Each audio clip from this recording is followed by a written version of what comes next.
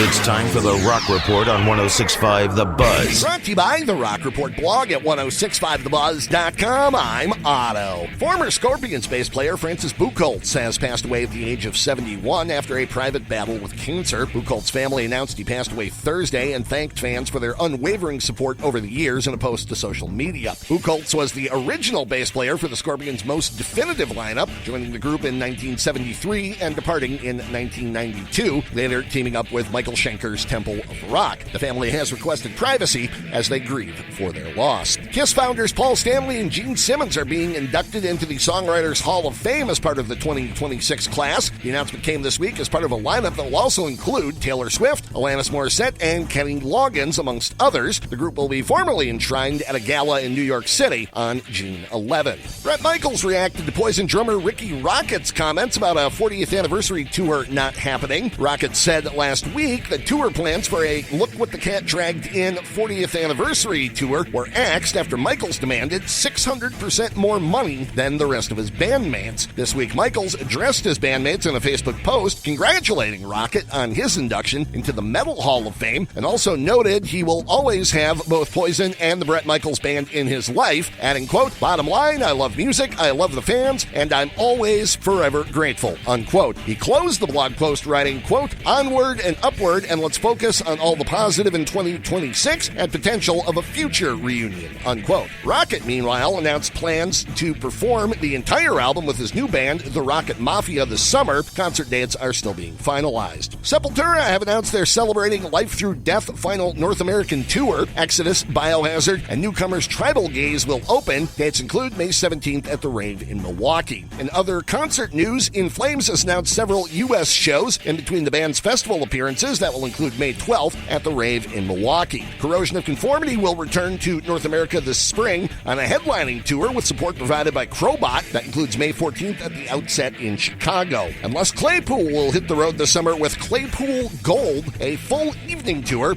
Brings together Primus, the Claypool Lennon Delirium, and Les Claypool's Fearless Flying Frog Brigade. Dates include June 3rd at Chicago's Salt Shed. Def Leppard have released a new single entitled Rejoice ahead of the band's return to Las Vegas for their Caesars Palace residency kicking off February 3rd. In other release news, Sevendust have announced their 15th studio album, One, will be out May the 1st. Megadeth have released their version of Ride the Lightning from their upcoming self-titled album. Rob Zombie has released I'm a Rock and Roller, the third single from his upcoming 8th studio album, The Great Satan, due out February 27th. Breaking Benjamin guitarist Keith Wallen has released a solo single entitled A Thin Line. Poppy have released her new album, Empty Hands, with a video for its first single, Time Will Tell. The Who have released a new single entitled The Real You, and to mark the anniversary of the band's What Remains album, Pop Evil has announced the release of What Remains Midnight Edition, arriving March 27th. An expanded edition, including the new single The Decay, premiered on Thursday. And that is The Rock Report. For these stories and more, including audio, video, and links, go to the Rock Report blog, 1065thebuzz.com.